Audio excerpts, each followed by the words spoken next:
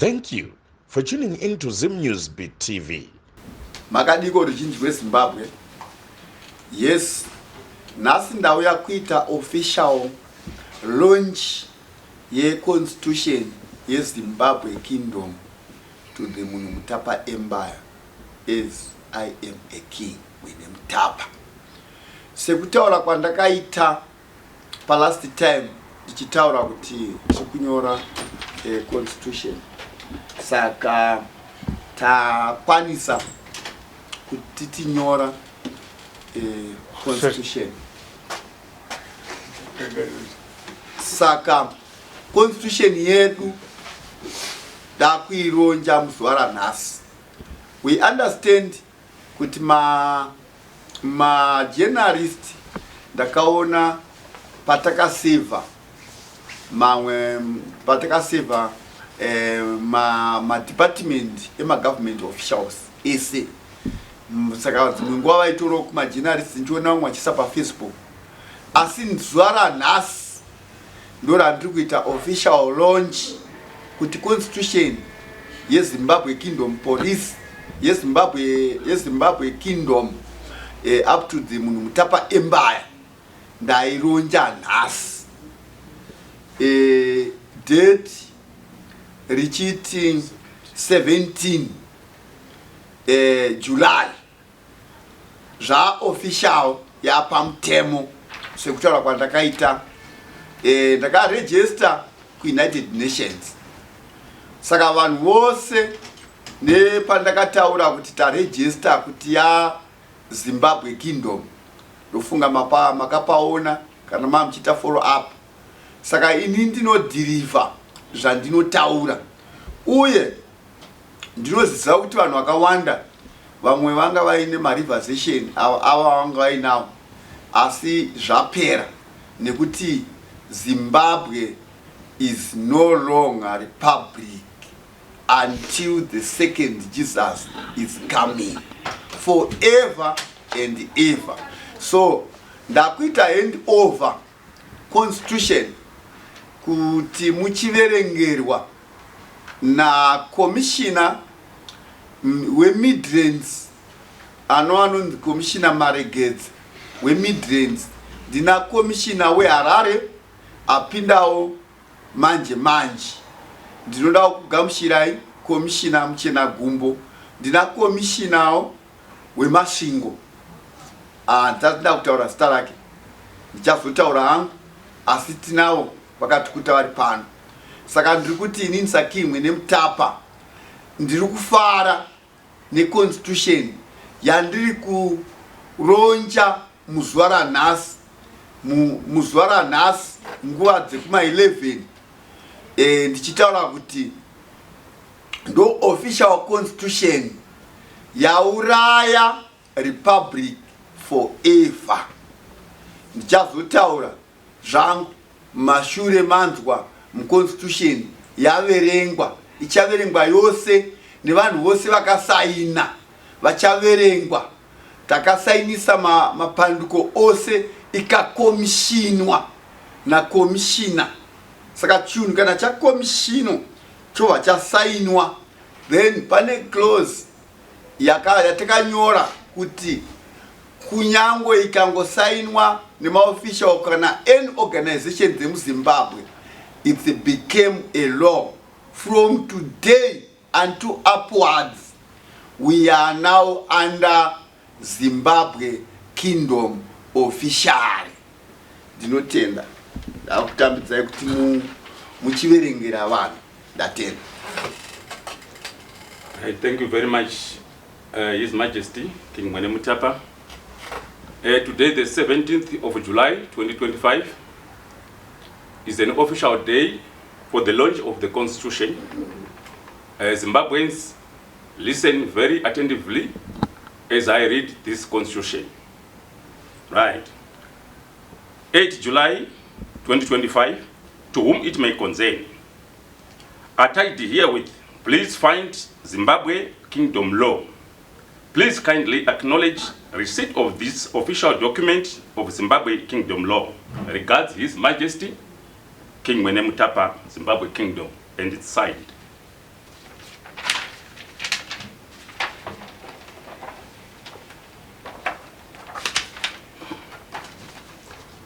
Right, I'm reading the Constitution itself right now.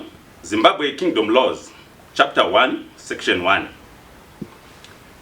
A. King is the overseer of the Zimbabwe Kingdom and head of the kingdom up to the Munhumutapa Great Empire. This great kingdom,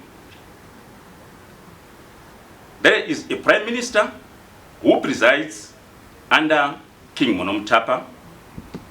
2, he will be with 1 deputy prime minister. The prime minister will be reporting to the king according to their hierarchy. There is a pyramid there showing their way of reporting. There is deputy prime minister, and king on top. Right, duties of the prime minister. A, he will be administering day-to-day governance of Zimbabwe Kingdom. B, reporting to His Majesty King on daily basis. C, whenever activity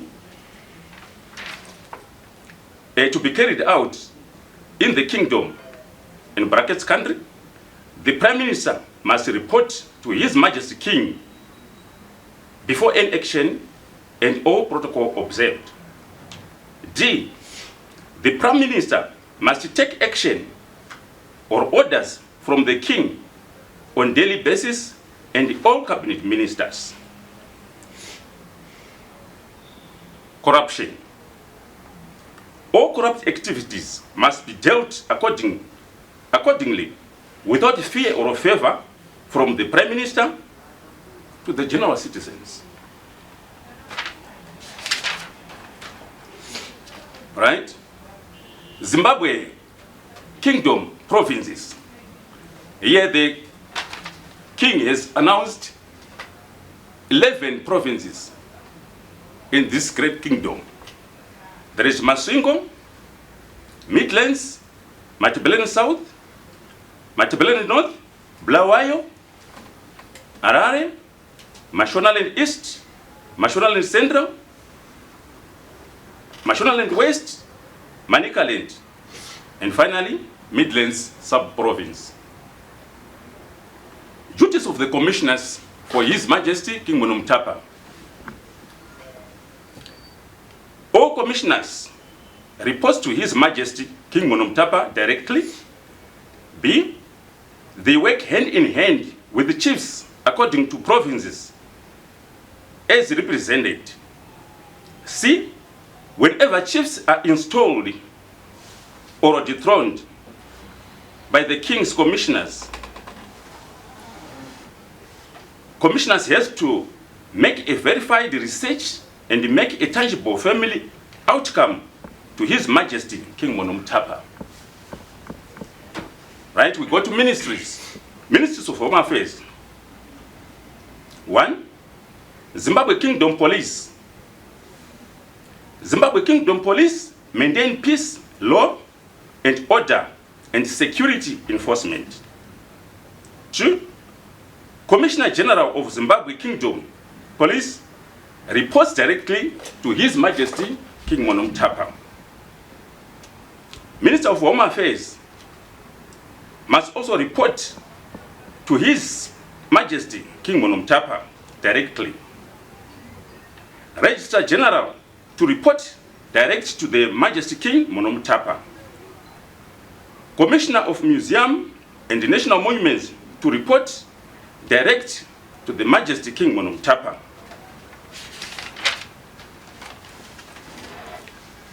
Commissioner of Gender and Culture to report direct to the Majesty King Munhumutapa and all their permanent secretaries. That is all ministries, all permanent secretaries report to His Majesty King Munhumutapa. Minister of Defense, Minister to report directly to His Majesty King. Generals to report directly to His Majesty King Munhumutapa and their permanent secretaries. Minister of Justice, Minister of Justice to report directly to His Majesty King Munhumutapa. Minister of Justice to report directly to His Majesty King Munhumutapa. Directors of Police Director of Policies reports directly to His Majesty King Munhumutapa. Attorney General reports direct to His Majesty King Munhumutapa and his Permanent Secretary. Chief Justice and Judge President reports directly to His Majesty King Munhumutapa. Minister of Health. Minister and Permanent Secretary to report directly to His Majesty King Munhumutapa. 8. Minister of Agriculture. Minister and Permanent Secretary to report to His Majesty King Munhumutapa. Right? Title deeds will be signed by His Majesty King Munhumutapa. Commissioner of Lands must report to His Majesty King Munhumutapa. Surveyor General must report also to His Majesty King Munhumutapa. Commissioner of Agriculture reports also to His Majesty King Munhumutapa. Commissioner of Deeds reports directly to His Majesty King Munhumutapa. NB. His Majesty King Munhumutapa is the owner of the land, not the Prime Minister or any other.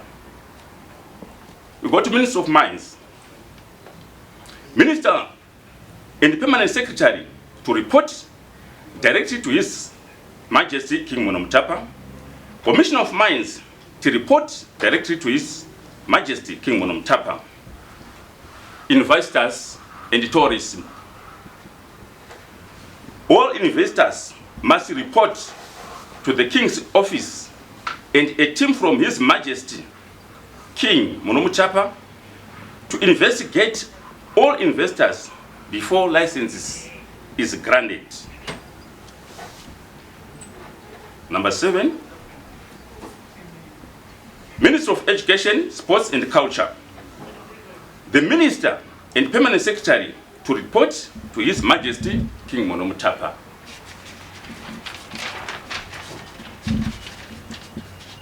Right? Vice Chancellors, that is for universities.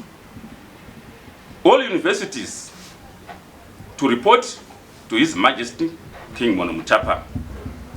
All principals reports direct to Permanent Secretaries. Labor and Skills Development. Minister and Permanent Secretary reports directly to His Majesty King Munhumutapa. All people within Zimbabwe Kingdom must work hard for the nation's growth. Minister of Local Government and Public Works. That is the Minister of Local Government and Public Works. Minister and the Permanent Secretary to report to His Majesty King Munhumutapa. Director of Traditions to report to His Majesty King Munhumutapa. Director of Urban Council to report to His Majesty King Munhumutapa. Right?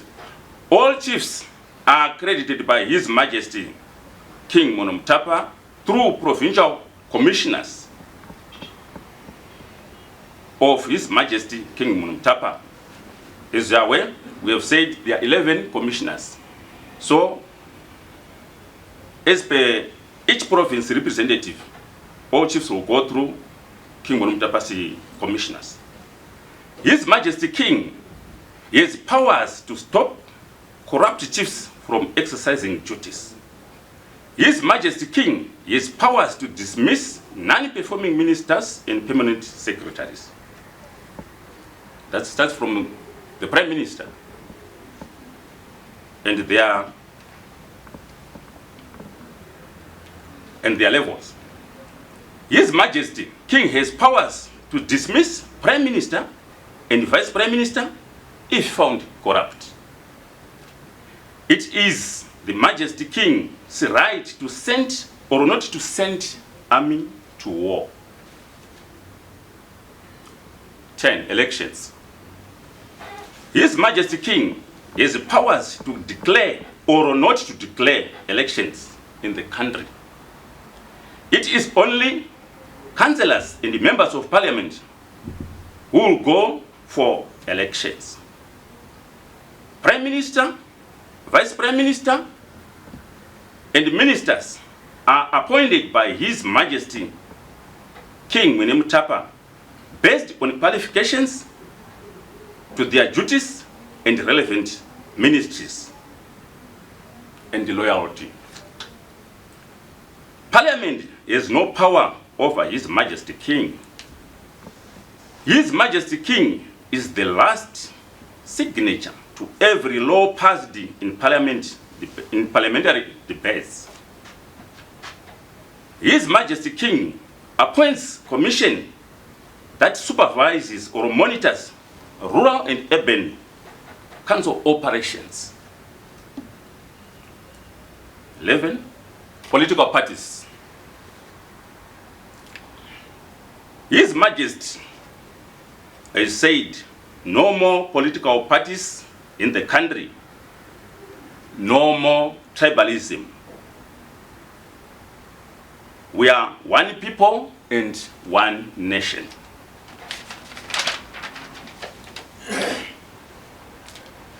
Prime Minister is appointed after 2 years probation based on loyalty, qualifications, and performance. Same applies to his Vice Prime Minister.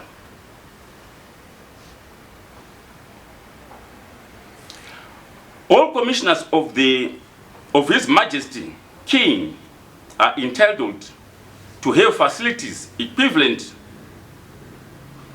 to the highest directors of big companies such as houses, security, and vehicles. His Majesty King must have provincial offices in each province. 12. Minister of Finance. Minister and Permanent Secretary reports to His Majesty.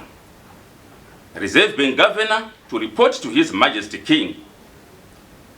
His Majesty King to perform purification at Reserve Bank of Zimbabwe for sustainability of the economy at different intervals.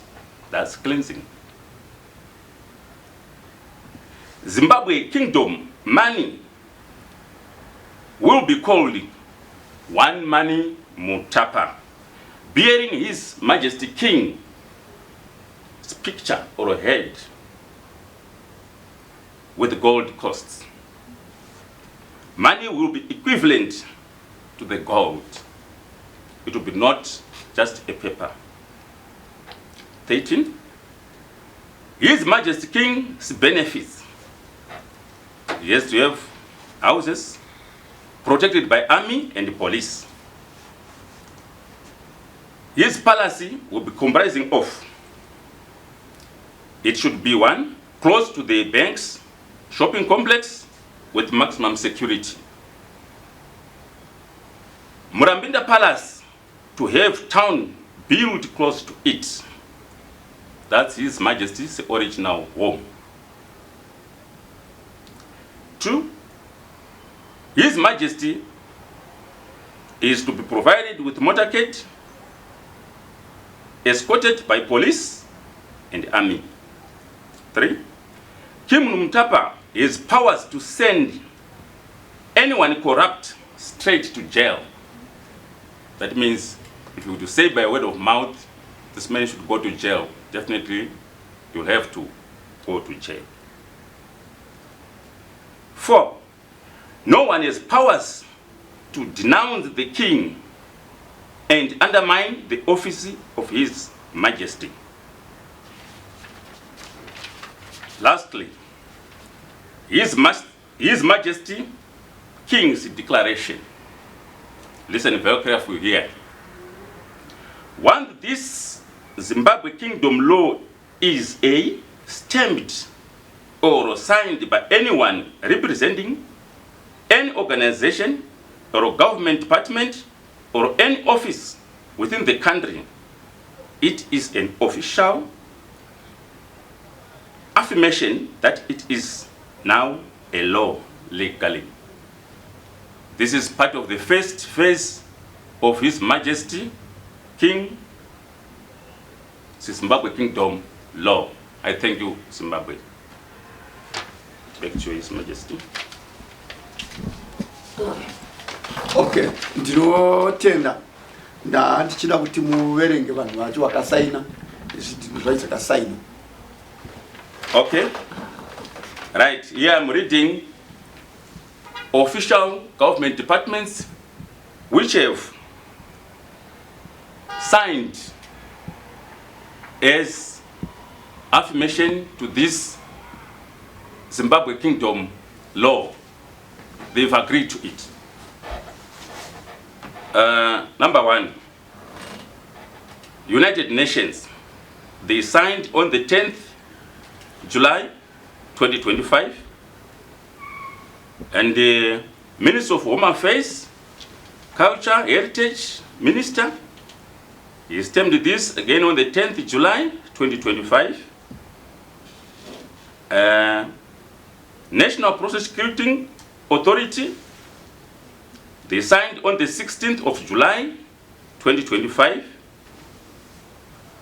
Ministry of Local Government and Public Works, they signed and stamped on the 16th of July 2025. Then Minister of Home Affairs, Police Minister, signed on the 16th July of 2025, and all protocols observed. That's how they wrote here. Then Attorney General's Office, they signed and stamped on the 10th of July 2025. Chief Registrar, Constitutional Court of Zimbabwe, signed on the 10th July 2025. Secretary for Justice, Legal and Parliamentary Affairs, 10 July 2025. Registrar General, Records and Information, signed on the 10th of July 2025. And this document was commissioned on the 9th of July 2025 by Commissioner Professor S. Guira. Parliament of Zimbabwe signed this also on the 10th of July 2025. Then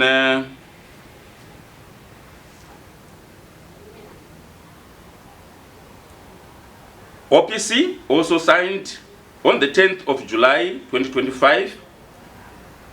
Defense Ministry also signed on the 16th of July 2025. So this is an official document, a legal document for Zimbabwe Kingdom. I thank you. Yes, ndinotenda mashoko mashoma andakuda kusiya ndeyekuti ini King mwene Mutapa ndakaona political party akawanda ari muZimbabwe anga achishanda neDemocracy Republic, asi kubva 1980 kusvika nhasi kwakafomwa political party akawanda munyika asi haana kubudisa anza. Zvichireva kuti izvo anza yaitongova chete pakuti mwana womunhu mutema akwanise kubatana, tikwanise kuita chinhu chimwe chete, tikwanise kuita vana vemunhu one pasina tribalism, nekuti politics dzaipesanisa vanhu. Uyu ndowe ZANU-PF, uyu ndowe Triple C, uyu ndowe MDCT, uyu ndowe Chabangu, uyu ndowe Chakati, pasina a proper vision yekuti nyika yedu iende kumberi. Now Zimbabwe is now a kingdom. No more politics forever. Politics dzingangosara kuma MP nekuma kansela. Aikoko kana mukaitirana nema independence enyu musikati zvemapato ari independence ese. We understand that. Nokuti mapato ose both sides ari kuuraya nyika yangu King. Saka ini King ndikuti iwe neni mukoma nemunin'ina, baba namai buya na sekuru sisonge mu one Zimbabwe kingdom up to the Munhumutapa Empire. I understand that kuti vanhu vose vanonzwa vamwe vanga vakuteta basa repolitics rekungotuka vanhu pamagroups izvo zvikwa kuchirongwa kuti hanzi musi wa31 tinoda kuita machi. Mwana wamai vako wanoda kuindira kumachi kunouraya zvinhu zvayo. Isusu we understand nyika yakafanana nedu ine a supervision and superpower called Chinese. It's one nation, one path, one motion. Hakuna any slight ye mistake, any slight vanhu vose vanoobheya. Ndichitaurazve kujustice. Justice must exercise justice. Justice must be independent. Kureva kuti munhu kana aine corruption, aita corruption, ngaabatwe otongwa nejustice. Munhu chete asingataurwi nezvake ndikingi. Vamwe vose tinotaura nezvavo. Tichiti justice ngaite basa rawo. It will find it guilt.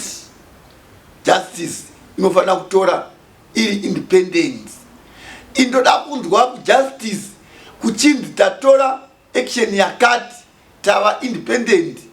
Kwete justice yanga ichiita afference with the political parties. No more. Justice must exercise justice. Kana muna aita corruption must be sued accordingly to the corruption. In as a king Munhumutapa, I want to say one nation, one people, one moon. No tribalism, no materialism, no machinery, no vendor. We are one, the same people.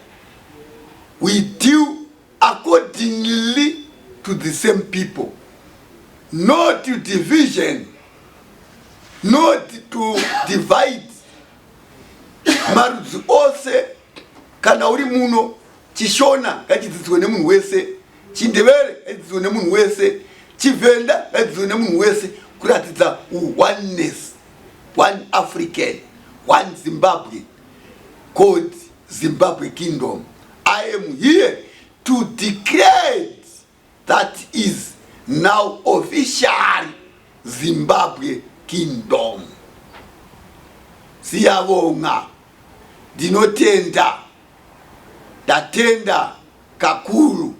So, constitution iyi takainyora mpanda yese, chishona chiripo, chivenda chiripo, chindevere chiripo, chisutu chiripo, chirungu chiripo, with all angles. Macourts, majaji anofana kuexercise kutonga achitaura nemutauro weshona, kwete kuti jaji anotoda chirungu.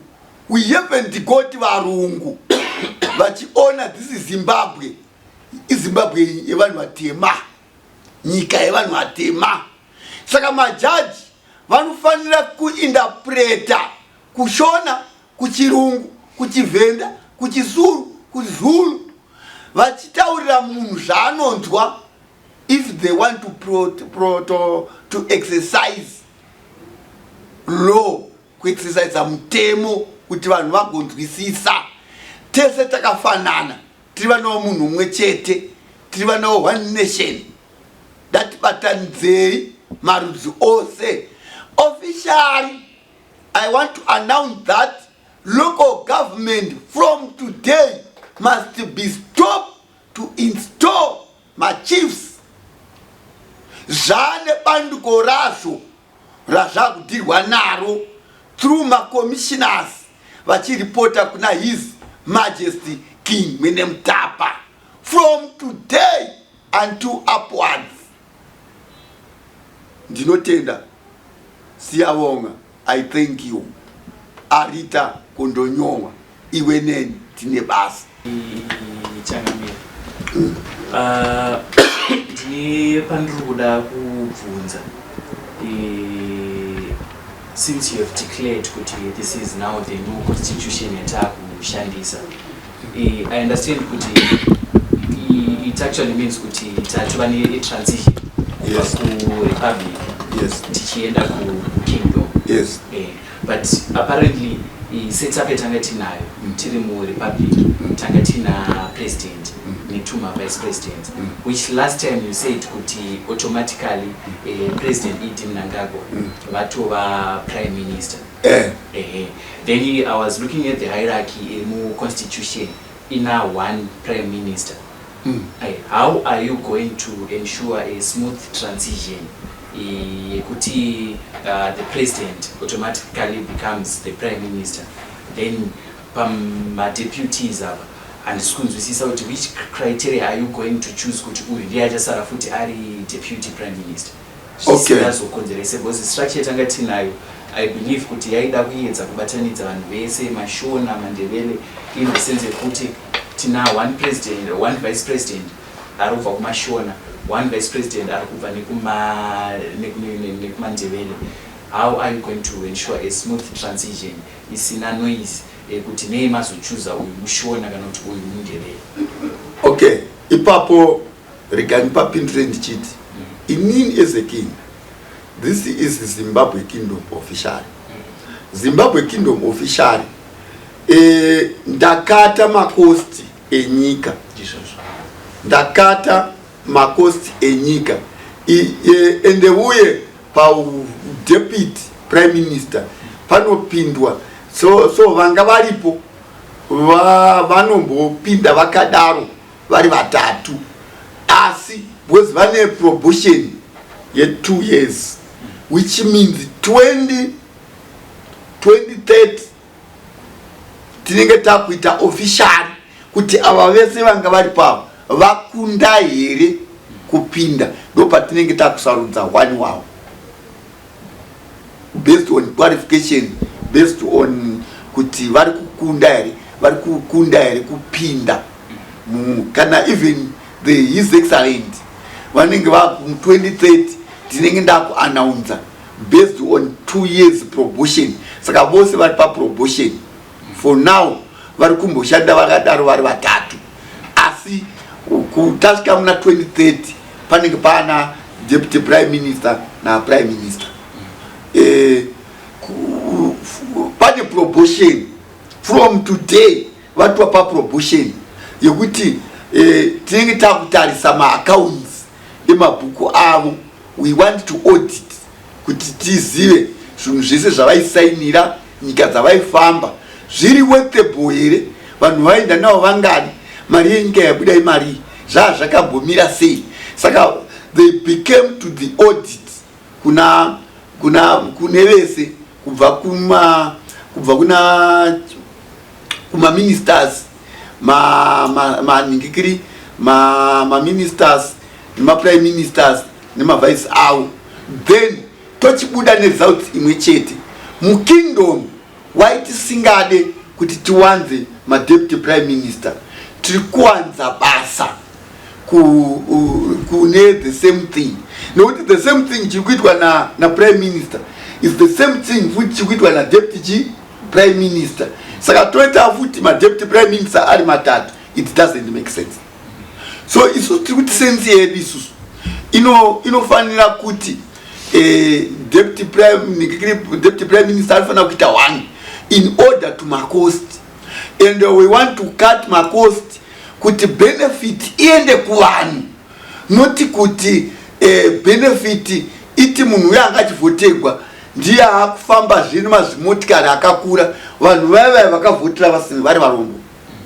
Iyo ndo makost atakata, and auditory kucha auditwa from the transaction of the republic, tichi audita kuti ku republic kwaimbofamba sei, and tichita review kumitemo kuti kana even macases emhosva dzakatongwa kuma republic tichireviewa kune vanhu vakatongerwa malife in jail asi vamwe pamwe pacho pavakatongerwa vanga vasingadeserve kutongerwa malife in jail. Kune vanhu vakaganhurirwa vaifanira kunge varivo chaivo vanga vachipinda mukati. Kune vanhu vanga vachitongwa zviri unfair. We want to make a reviews, which means mhosva dzerepublic dzinge dzichikuteera dzichiuya dzichiita transaction mukingdom. So we review that one. Ndosaka tiri kutaura kuti everyone must exercise the duty. Nekuti macases akawanda kuti nevanhu vanga vari mapolitician, tine vanhu vakatiza muno munyika vachinopiwa maaslam nekuda kwepolitics, asi yanga ine right yokugara munyika make, must become without any kunetswa, without chinhu. Tine vanhu vakatiza nemari dzenyika ino vakaenda kunze vakanovaka mamashoni kunze kwenyika. Ikoko kunze ikoko tiri kudzitera mari idzodzo tichidzisa back to the government. Ivo vanhu vakadaro vakasiyana nevanhu vakatiza vachitiza politics, vakasiyana nevanhu vakatiza vachinovaka mamashoni kunze vachinoisa mari yese kunze asi achizoziva kuti achazoigwa muno. Saka all those mari dzose idzodzo tinotitevera as Zimbabwe kingdom, tichiisa seed kuvana vezimbabwe kuti vana vezimbabwe vagodya tifarao. Amen. Kana muine mumwe mubvunzo? Pananga ndichifollowa constitution ichiverengwa ndaona kuti iko zvinezvi prime minister is strictly by appointment. Yes. Let's say kuti we have an instance yekuti the current prime minister who is Edi Mnangagwa and his two deputies, Sektora Kwamaita, fails to meet my standards, prime minister nekuva ma deputies, automatically it means that you need to appoint. Yes, I need to appoint according to the qualifications, according to the loyalty of the country. Kuti pama minister, pama cabinet ministers aku appointwa based on qualifications akasiyana nema MP. Tinogona kutotora vanhu vaiva because kuma invest tine vana vari kudzidza vakawanda vari muglobal vanotonzwawo kuti dai taita maminista, but munguva yerepublic vanga vasina mukana chero achikwanisa kutoita minista chero ari qualified kuita basa racho. Changa chiine mukana ndechekuti wagona here kumhanya uchiti hau kuti uwane basa rako reUMP, then popinzwa munhu anenge asina chikoro onohendira zvinhu zviri ari unprofessional, achihendira zvinhu muchinzwa kuti minister azoita madecision asiriwo. So minister must be fit on that duty accordingly to the qualification. Then ma honorables kana vakati hau vanenge vakundawo hau must be vanotendekwawo kuitawo debate ravo sema MPs, but ma MPs hatombobudi mukati mema honorable, which means yanyaya yekuti wakaenda here kuchikoro waunza here maCV nenguva tichiona maqualification, tichiona zvawakaita kuti zvoenderana here, then iwe minister anopuwa 5 years term. Akana akoniwa within that 5 years inongo aburishwa according to the service yako yeministry yako kuti ugona kuirana here. So we must work very tirelessly uchenzotoza kuti ndikasarana handidzoki uye ndinogona kungodimburirwa sati ndapedza kurana, asi wadimburirwa tokuodita futi wasiya, uchipinda tokuodita futi uchipinda, so that tiita mukana yakainzana.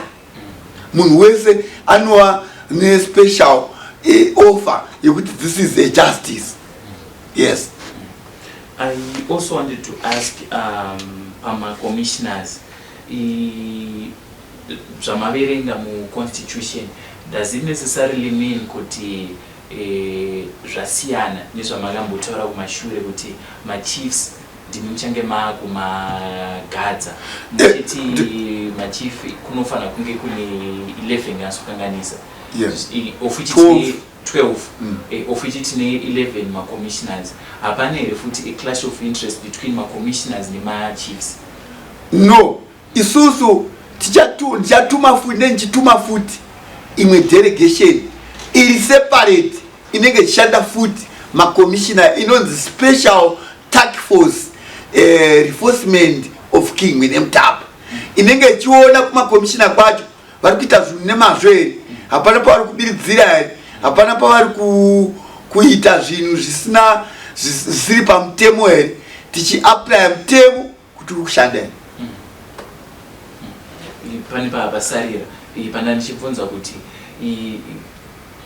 constitution yakukontinue here nemachiefs anga kagadzwa navaDaniel Garu kana kuti nawo mujazenge maku adjusta maku chichuza inini machiefs anofana kunge aripo? I need, ndakataura kuti I need kutanga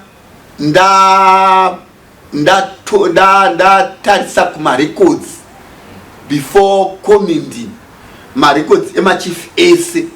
I need kuti ndimatarise kuti vakaiswa here zvisiri pamutemo, so need a review ye1 year ndichiona ndichatoimbroya vanhu vanoshanda kuNational Archive vachiita basa iroro vachiripota kuna King rekuongorora vacho vakambogadzwa vacho kuti ndo here vaifanira kunge varipo, zvakaitwa here zvinhu zviri pamutemo, vakagadzwa sei nenhoroondo vachichitiudza from 1980 until now.